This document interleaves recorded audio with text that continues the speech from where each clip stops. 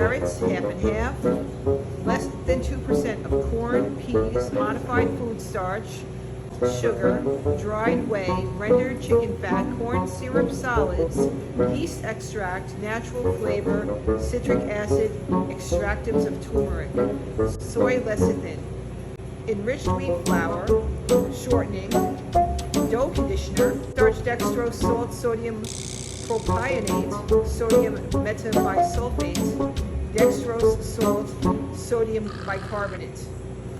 All right, now read us the ingredients in Paleo On the Go's chicken pot pies. Right.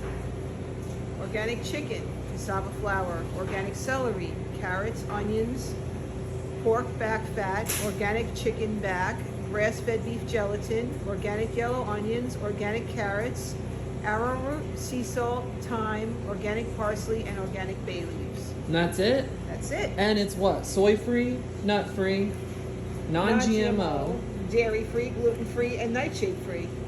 Can we say the same about the competitors? No, this one contains milk, soy, and wheat, and basically everything that we're not. What's dough conditioner?